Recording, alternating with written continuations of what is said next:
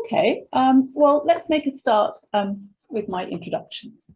So welcome everybody to this CPC Connecting Generations webinar. I'm delighted to welcome Anna Tarrant from the University of Lincoln. Anna is a professor of sociology and is an expert on a number of areas, including young parenthood, fatherhood, the life course, and methods for qualitative secondary analysis. And if you look at Anna's website, you'll see that she's published lots of books recently, including one on the dynamics of young fatherhood and an edited volume on men and welfare, and also a volume on qualitative secondary analysis. And before this, you were just saying you've got lots of book ideas that you're currently working on, so that's exciting. So Anna, you're director of the Centre for Innovation in Fatherhood and Family Research. And a little while ago now, fairly recently, you were awarded a UKRI Future Leaders Fellowship, and you were funded to study young fathers with co-production of research with young fathers and professionals at its course. And we're really excited to learn more about this work in this seminar. So thank you very much for coming and talking to us. And I'll hand over to you in a moment, but just to say to the audience, please feel free to write questions in the chat as we go along, or when Anna's finished, we'll have time for questions. So you can feel free to put your hand up or put your camera on. So without further ado, over to you, Anna. Thank you so much. Whenever people introduce me, I always think, gosh, how have I squeezed all of that in? It just definitely keep me very busy. But yeah, no, thank you for that lovely introduction. I'm really excited to be able to have an opportunity to talk to you a bit about my Future Leaders Fellowship research today. Talk a little bit about my kind of my research history and how questions of fatherhood, family complexity in the life course have really featured in much of my work and my research interests.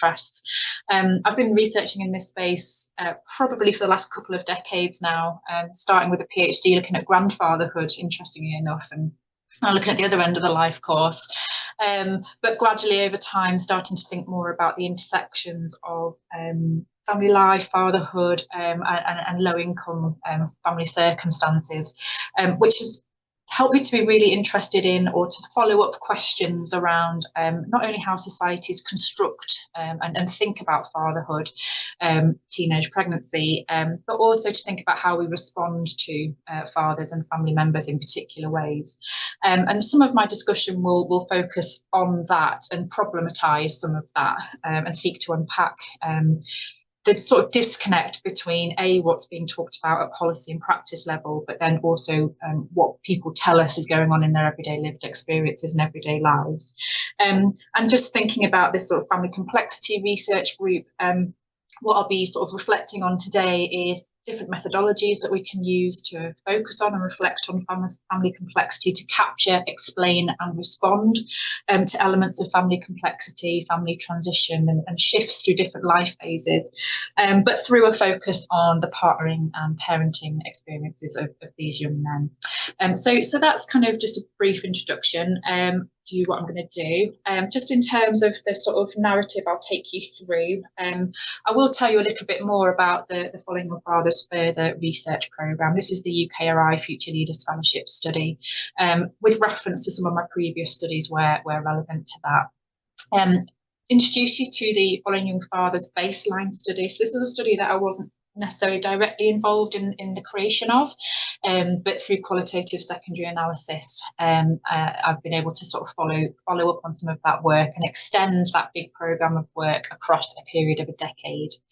I'll talk a little bit about young fatherhood and sort of prevailing perceptions of young fathers, again at policy level, but where possible we'll draw broader attention to how we think about fathers in the round. I get this question quite a lot, you know, you're talking about young fathers, is any of this relevant to fathers in general? And I always say yes. So yes, we are looking at some of the most marginalised fathers and a father population, but I think if we understand some of the complexities, some of the challenges that those who are marginalised or disadvantaged in particular ways, we're better able to create the conditions societally to support fathers in general.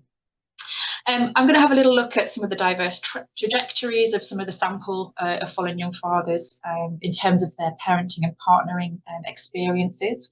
And I'm distinguishing between those two things because we tend to silo men in family contexts, both through policy and sometimes through research as well. So what we're doing is we're shifting beyond a focus on separation contexts and focusing on young men by thinking about how young men sustain relationships over time, both with their children, but then also with partners as co-parents. And I think it's really important to distinguish those nuances really, so we can shift away from the ideas that sort of simplify what it is that fathers do and how we think about them. I will talk very briefly about kind of different forms of support and engagement from wider family members in terms of processes of father involvement, which is a key concept that's been part of the study, and also think about how service support and intervention can contribute more effectively to helping young men and fathers in general to sustain their relationships with their children over time for the benefit of women and children predominantly. So a lot of my work is driven by a feminist agenda. So how do we enhance the support for men as caregivers in order to improve family and societal well-being? I'll then conclude with some brief concluding points. Okay, so that's just a brief overview of what I plan to discuss today. So I want to tell you a little bit more about Following in Fathers and Following in Fathers Further. I have Following in Fathers Further and the Further in brackets because there are several linked funded studies that form the broader programme of qualitative longitudinal research that I've been involved with and now I'm leading and taking forward. So as far as I'm aware, and based on copious literature review, this is the largest global qualitative longitudinal study or programme of research about young fatherhood, and it is UK based. There are there are sort of areas of research, particularly in the US, where again there's a problematisation at societal level of young parenthood and young fatherhood, but it's pretty piecemeal, the existing evidence base. So this is the first really dynamic capture of what it is that young men are doing as they traverse through their parenting journeys and as they engage with different systems and services over time to help them to resource their families.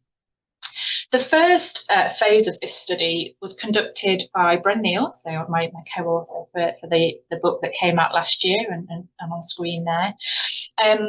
This was something that was funded by ESRC in 2012, and this study followed a cohort of 34 young fathers, and they were interviewed at multiple time points. So this is a qualitative programme, and I think it is worth emphasising that, again, just in the sense that I'm aware that a lot of people in your own kind of context, perhaps more quantitative in your use of methods, according to Anne. So this was really about conducting interviews, semi-structured interviews that were thematically different, but also had elements of repeated questioning to really work out and understand change and continuity in the lives of these young men over time. That's from early pregnancy and then all the way through to kind of the early days of having a young child. This study enabled us to see or make sense of young men's trajectories again in social context, and to use framework analysis to really look at how different parts of the social world were impacting on and influencing their parenting journeys over time. And when you look at the book, you'll see some of those themes. We look at things as diverse as family relationships, parenting, partnering, housing systems, education and employment systems and how they've changed over time, and also systems and services as well. A second study, when I sort of became much more involved with this broader programme of work, was called Responding to Young Dads in a Different Way. So this was funded between 2016 and 17 by the Leeds Social Sciences Institute. And this followed up on some interviews that were conducted as part of the baseline with professionals and practitioners who had developing expertise around how to be father inclusive. So how do we bring dads into support relationships, into support contexts, in a way that challenges kind of their broader exclusion as fathers. So what we're seeing kind of at this broad societal level is that many public health, social support services are quite dominated by female workforces. We're not seeing men as fathers because of this historical gender association of men as breadwinners rather than caregivers, and finding that this was a problem.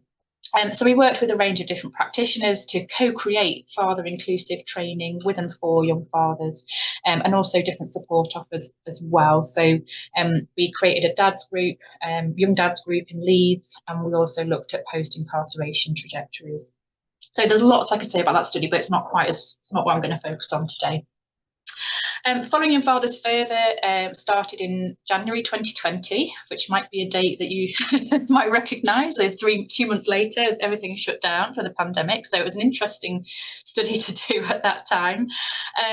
But in the last 4 years, predominantly, we've followed a cohort of 44 young fathers across various UK cities. So we shifted from the Leeds focused of the first study to focus more broadly on UK-based young fatherhood.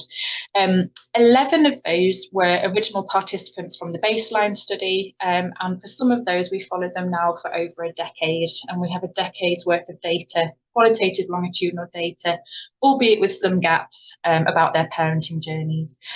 What's really fascinating is we've got a young dad who's now 30, his son is 15, and he had his son at 15, and we're able to now look at his subjective experiences of what it's like to be an older young parent, and thinking about his own son and his reproductive journeys and history. So really fascinating data there. We also extended our journeys, our empirical focus to Sweden as well. We wanted to look at young fatherhood in 2 different family policy and welfare contexts, and see if there was many differences. And again, that was really fascinating in terms of identifying just how much social context and systems and services impact on whether young men can remain in relationships with their children and sometimes with their partners over time.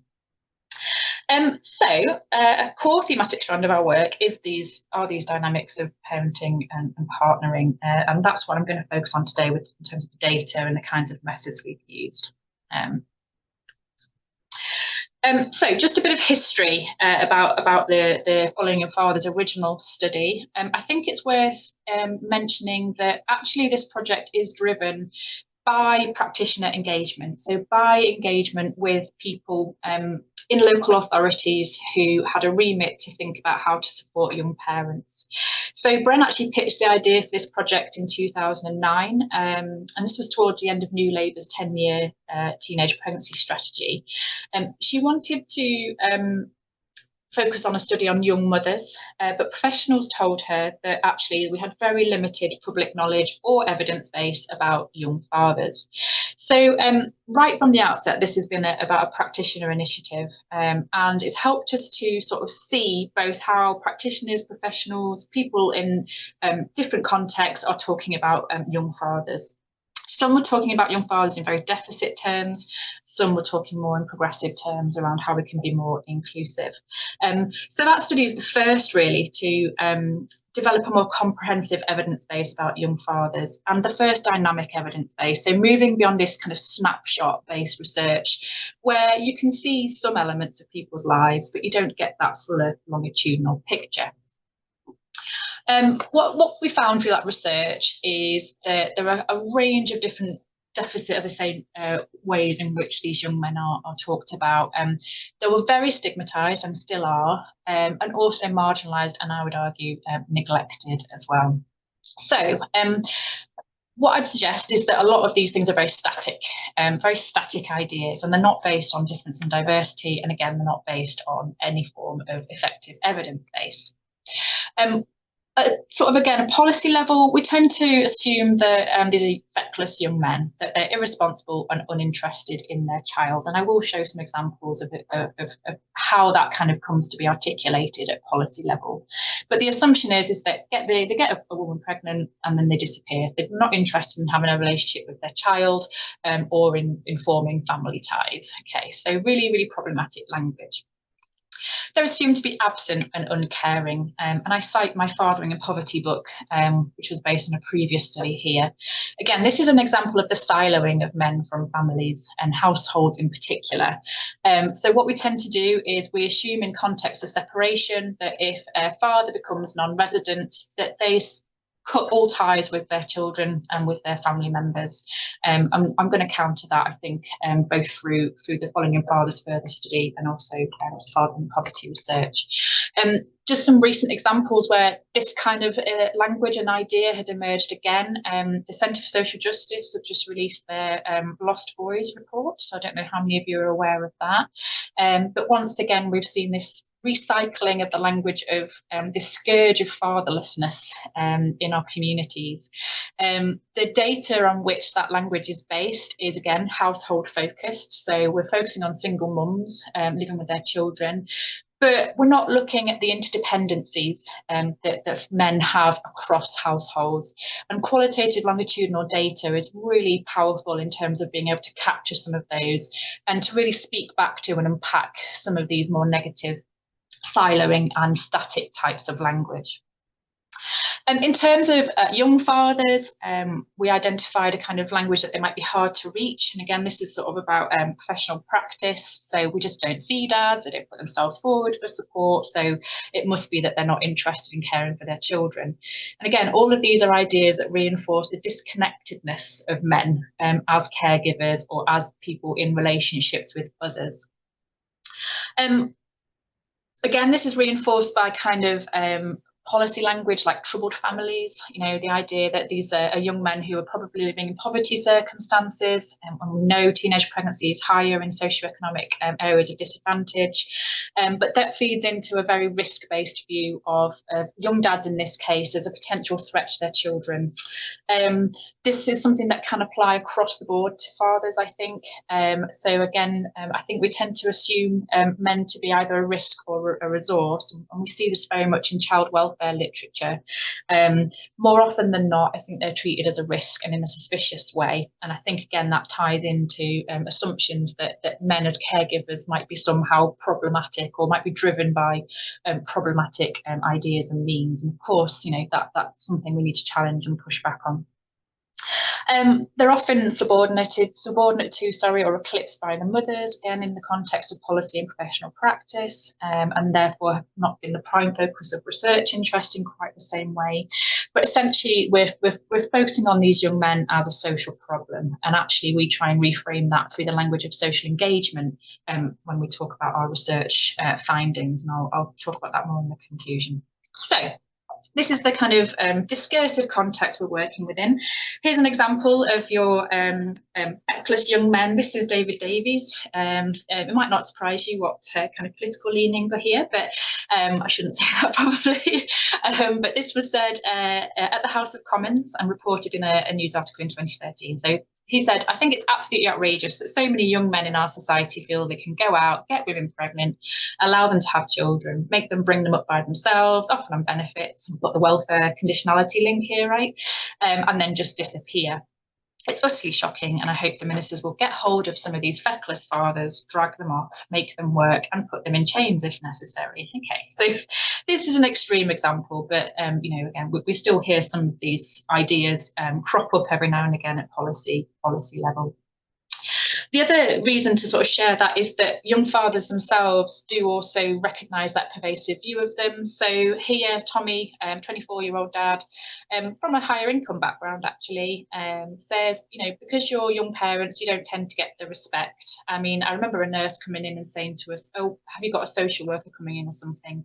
I turned around and I said, "I don't know why they'd be coming to see me. I'm not some scumbag that's just having kids willy-nilly here, there and everywhere. I'm not on the estates around here." In the moment, it just came out. So these young men are really aware of these stigmatizing discourses, and they seek to other themselves from other young men from those kinds of stereotypes. So again, what we're starting to see here is some sort of men agency in really trying to justify their investments in different forms of relationships, and really emphasize the focus on being a father in what it is they do. So this is predominantly from our findings from Following Young Fathers, the baseline study. But again, what we can see is that young fatherhood is a period where young men really are in a process of forging new intimacies, both as partners and parents. And this is a very gendered process. So we see that when they talk about their sort of transitions into parenthood for the first time, that these processes are gendered because women and young mums tend to have a greater kind of set of control or power over the decisions that get made. We question them about processes of divorce, abortion, sorry, and also around the conception. And again, we found that young women were sort of assumed to be the ones who would make those decisions, and there's kind of a lack of agency for some of the young men in regards to that. We see really diverse and dynamic transitions into parenthood. These aren't straightforward processes. They often react with shock, surprise. Of the 34 young dads we interviewed, 32 of them hadn't expected to become a parent, or they hadn't expected the pregnancy. But what we saw over time is that a child that was never unwanted, so it might have been an unplanned child, but was never unwanted. And they really work through these processes of adjustment, but also what we call unpreparedness or preparedness, which is all about trying to secure the resources needed to look after a child. And that might be housing, again, relationship dynamics, or accessing work and those kinds of things. A broad range of relational factors also kind of shape these processes, and I'm going to go into a bit more detail about those.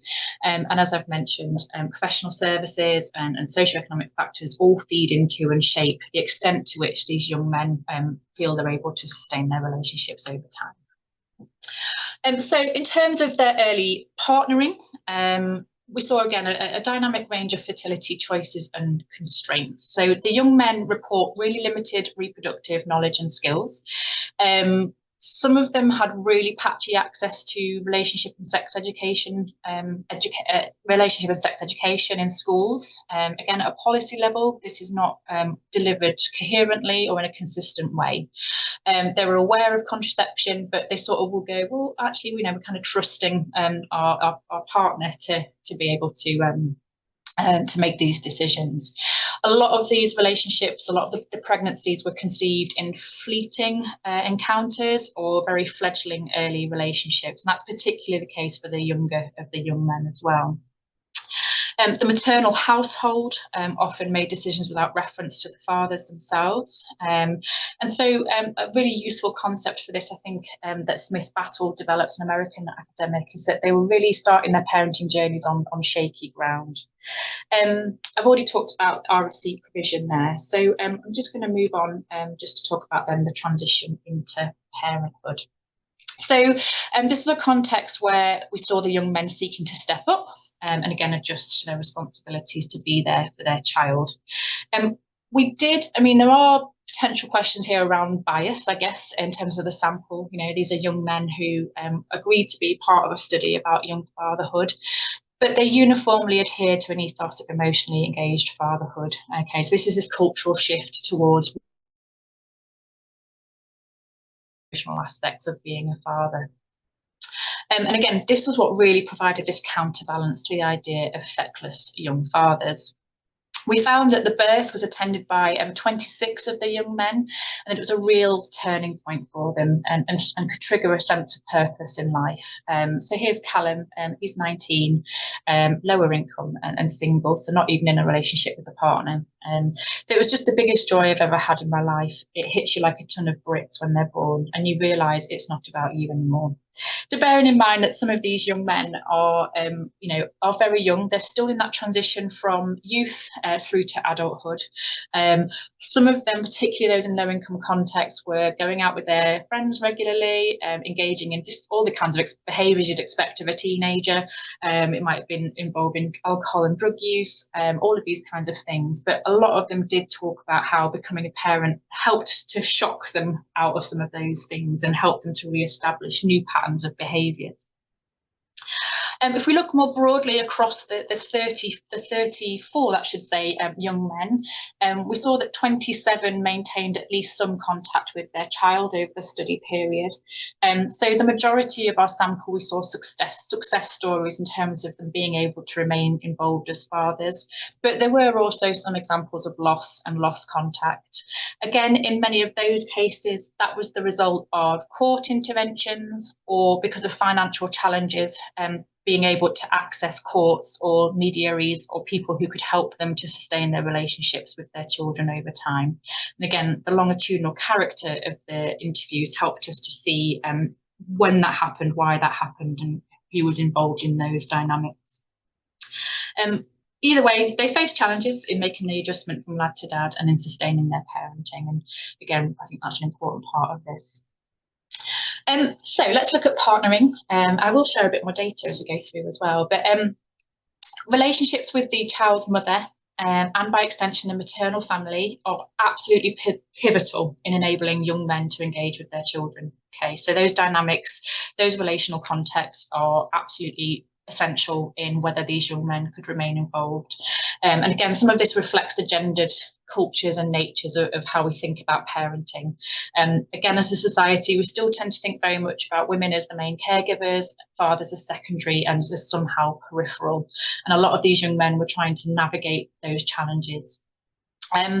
We saw a picture where mothers are predominantly the primary carers, with quite a lot of influence over father involvement. And what we saw is that the young men recognised that if they wanted to be there for their children, they needed to be there for the mother of their child as well. And that's either through a viable partnership working at close hand or a sustained friendship that operates at a distance. And this is the kind of the navigation towards co-parenting. And of course, this could be really difficult, in context of separation, in context where people are trying to work out co-parenting, regardless of age, you're going to have conflict and you're going to have dynamics that are difficult to transition and work through. Some of the younger men, often didn't have the confidence in their parenting skills. They didn't have the emotional literacy to be able to manage some of these relationships. So again, they needed support and they needed some mediation to help them through that. And also to redirect them away from a focus on the conflict with their partner to a focus on what was best for their child. Many of the relationships that we kind of captured were fluid and volatile over time. So by the close of our fieldwork, 18 young men were experiencing quite fragile relationships with the mother or the maternal families that had affected their co-parenting. And again, support, intergenerational support, moral, practical, financial, housing-wise, was absolutely vital for this. And we see the role of grandparents becoming really important here. But support is highly variable and not always reliable as well. So all sorts of different kind of contextual dynamics here impacting on whether these young men could sustain those relationships. We created a typology of the relationships that the mothers had with their children. This is in the Dynamics of Young Fatherhood book. And again, this kind of it's really tricky to sort of show this in a very static way, and we kind of comment on that in the book because of the dynamics, because these relationships shift and change and ebb and flow over time. But certainly by the end of play of the study, 13 of the 34 cases had sustained relationships and contact with their children. Again, really strong counter narrative, I think, to these feckless absent fathers that we hear about. 8 had fragile relationships but had managed to sustain contact, and then 10 had fragile relationships and really fragile contact with their children. This is just a follow-up of the sample of 11 of the young dads that participated in the baseline study as well. So of all of the 11 that we followed up with, again, we can see a real mix in terms of the dynamics of the parenting and partnering relationships. We had 2 who were married, so these were some of the older young dads, but again, had sustained relationships and contact. Several of them did manage to sustain effective co-parenting relationships over time. Some of them had moved on and partnered with other people and had more children. I think Terrell has 6 children. I think he's perhaps one of the more extreme examples. He managed to maintain contact with his most recent partner, but had lost contact with children 1, 2 and 5. Again, all of that was based on whether he could build on the relationship with mum, and in these cases he wasn't able to. So these are some of the data, just conscious of time, so I won't rush too much, but I'll also start to bring this to a close. But in terms of the sustained relationships and contact, the dads did use the language of being there and helping out to describe their contributions. And this perhaps reflected a kind of conventionality in gendered forms of parenthood based on complementary roles. So they do talk a lot about supporting baby and supporting mum. They don't necessarily call themselves directly a parent.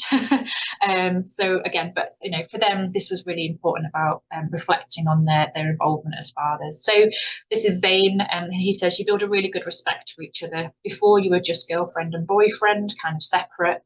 Now you're conjoined, you're going for a common goal. So it's a shared project. Here, Jax, he's 18, in a relationship, low income, but also co-resident with his child and his partner. And he talks about how having a child together has strengthened their relationship. So it's made our relationship stronger. I've never gone a day without seeing the baby. The longest time mum spent away from that kid is about an hour and a half since she was born. She does everything for her, literally. She's a proper good mum. I wind her up sometimes. It's a bit horrible. I'll say, she, daughter, loves me more than you and all this lot. I'm only winding her up. I don't like to look after the baby by myself, just in case. I don't know, because if something happened, I'd panic. I do help to look after her, get up in the night, but I prefer for someone to be there as well. To be a good dad, all you need is just to be there for your kid. Just love it, give it attention, provide and protect, and do the man things. So there's a lot of gendered analysis we can do on this. But again, there's something here about presence. There's some fear about being the primary caregiver, deferring to mum. But certainly what they're trying to do is sustain that relationship over time. And these are some of the young men who have fragile relationships or are separated from their partners, but have been able to sustain some contact with them. So this is Zenway, age 17, and he says, as long as you've got that strong friendship or strong bond together, that togetherness, you don't need to be in a relationship. Orlando says, I think separating is a thing that people use as an excuse. We are separated, we do get along and we do what we need to do. I probably do more than people who actually live with their kids in the house. It's like the best bond you can have with your child. So a really lovely example there of non-resident parenthood, of interdependencies across households that statistical data and static data doesn't necessarily capture. And here's Andrew. He said, it's a lot better now. Me and mum went through a stage of domestic violence in the past, and it was in front of daughter. It wasn't nice to see, obviously, and that's all stopped.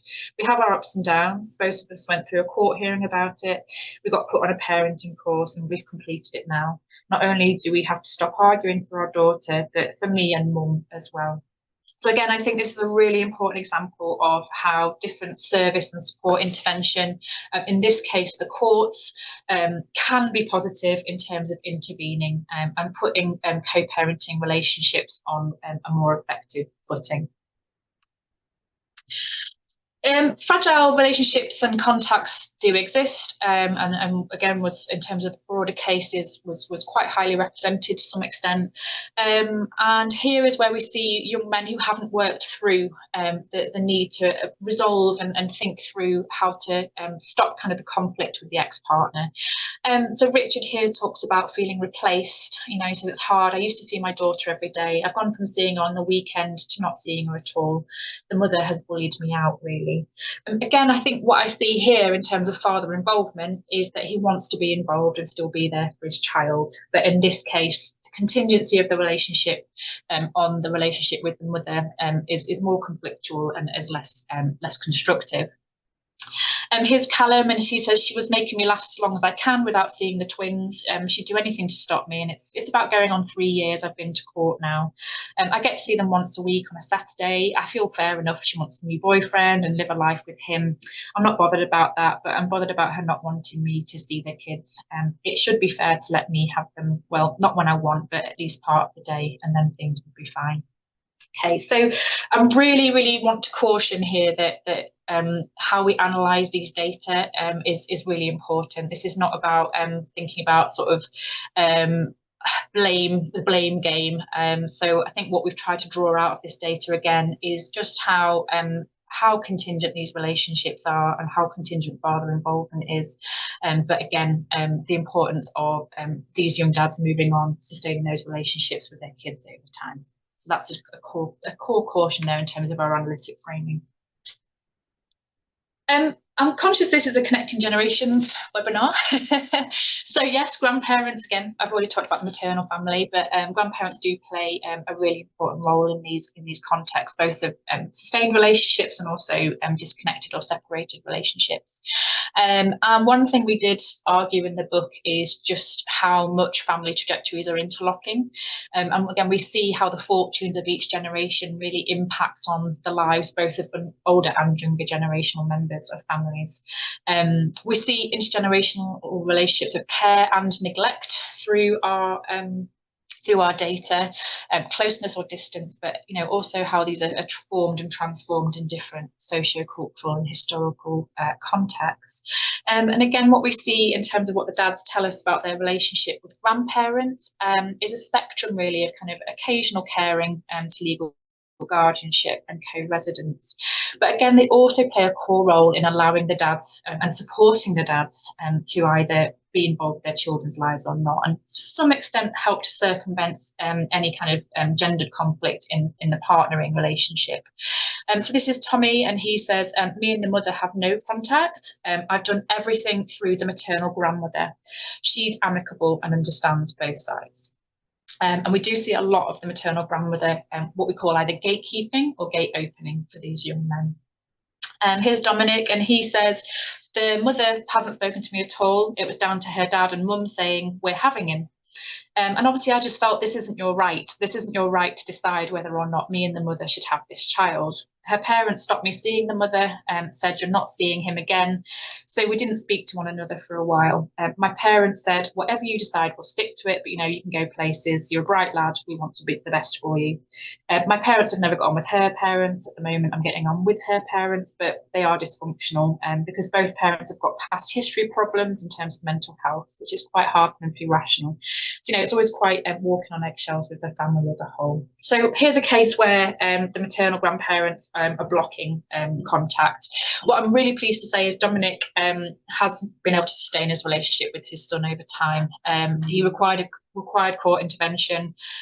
He did have to fight really hard to be involved and get recognition on behalf of the court of his capability to care for his child. But sometimes these intergenerational dynamics get quite messy, and again can be key in whether they can continue those relationships over time. Finally, I just want to say something on kind of wider specialist support as well. I've talked quite a bit about the courts.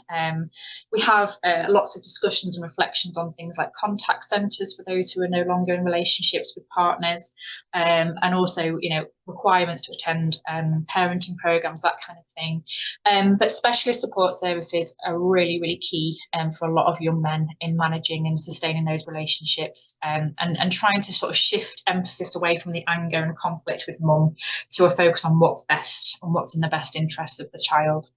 So this is a dad support worker that we interviewed, and here he talks about the work involved in supporting a dad to be able to access his child. So here there's a particular case where the young man's contact completely stopped. The mother of the child changed her phone number so he couldn't make any calls, and he couldn't arrange contact. He asked if I could support, so I was calling mum to try and facilitate the contact happening because the relationship had ended and they couldn't, it was very hard for mum and dad to be able to talk to each other without it breaking down. Between myself, again, the maternal mum, we managed to organise to re-establish contact when it was safe to do in that way. So that was quite a lot of work to be done there. This is just a final slide of data on looking at cases. So I've talked a lot across the data thematically and looking at the different kind of categories almost, if you like, of relationships, of parenting and partnering. But we can look at how relationship dynamics occur within one particular case. And this is the case of Adam. Adam here in his first interview talks about when he's first become a parent. So he says, it's like sugar, it's happened, I need to grow up major. you try to do the best you can to be able to support your baby and your girlfriend with your relationship, it kind of hits you like, oh God, I've got to do this, I've got to do that. So again, very focused on kind of trying to work out what's going on in the early days of parenting. By wave 2, he's 16 and he's saying, you know, he's got mental health challenges, he's not able to cope, and again, that impacts on his relationship with his partner. So he says, I couldn't cope, I need to go up, I need to do this, I need to do that, and I couldn't do it. It was all at once, it was too much. Last night I went out for a little and partner was feeding him, changed his nappy, and then when I got back, she had a little bit of a go at me because she wanted me to be there and help her out and all of that. I'm going to have to help partner out by cutting out my social life a bit more. And well, when he's a bit older, if I want to do something with my mates, I'm not going to be able to because I have to do it with the child. So I think just basically just cut your social life out. In wave 3, the arguments have intensified. So he says, you know, I went to bed, fell asleep for 2 to 3 hours, partner got back, woke me up straight away. I was like, couldn't you have just done it, change the nappy? And we just argued constantly. Anyone who's a parent on the call will recognise, I think, some of these and how difficult those transitions through early days of parenting are. But by wave 19, wave 5, we can see things have sustained again and have settled down. So there's no arguments, we're getting on with each other. I think it's because I've started pulling my socks up now and being a proper dad, trying to support my partner better. So again, we've got these processes of partnering and parenting that we can see through the longitudinal data. If we look at the broader case, again, we can see what helps, what doesn't help. Adam's one that we followed all the way through. He ended up marrying his partner, and then we've later found out they've got divorced. So yeah, you know, the ups and downs and the ebbs and flows of those relationships become really apparent when we look at them longitudinally. So just wanted to share that as an example of that longitudinal analysis we're able to do. So yes, I think I'm just on time now. So very brief conclusions. I think what the programme of research does, it really highlights the power of qualitative longitudinal research for capturing the dynamics, diversities of young fathers' trajectories over time. In this case, I think a subjective, qualitative understanding of fathers and family complexity.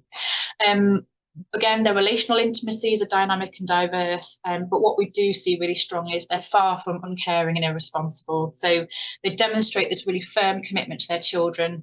They are invested in their relationships, and they do sometimes have to seek support for that to ensure they can sustain it.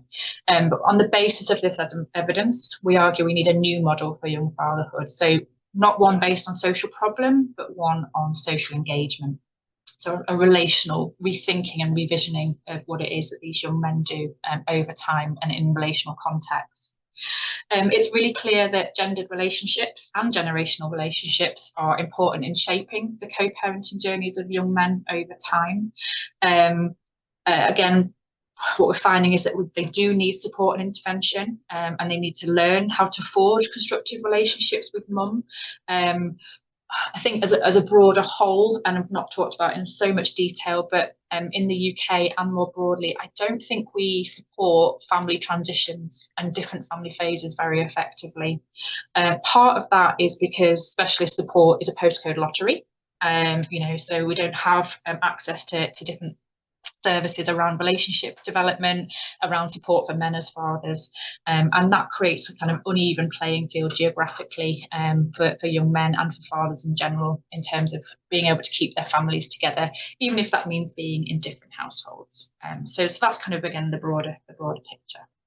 I'm just going to finish with just a little sort of plug for some of our our papers and some of the work that we're doing now. Have founded the Centre for Innovation in Fatherhood and Family Research to really build this up further and to develop expertise substantively, certainly in these areas.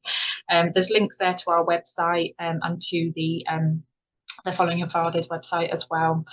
More recently, we've also developed the Father Inclusion Hub, which is pictured in the corner there, which is all about securing examples of best practice in the support of men as fathers. And the idea of that is to create an archive of what works while also build momentum for pushing for ecosystemic change, I think, systems and services change around father inclusion so that we can better support families in all their diversity and enhance the way in which father-child bonds are supported and sustained over time. That's it from me. Some references on there as well, but I'm sure we can send these slides around, and there's a recording as well, and feel free to follow up with those.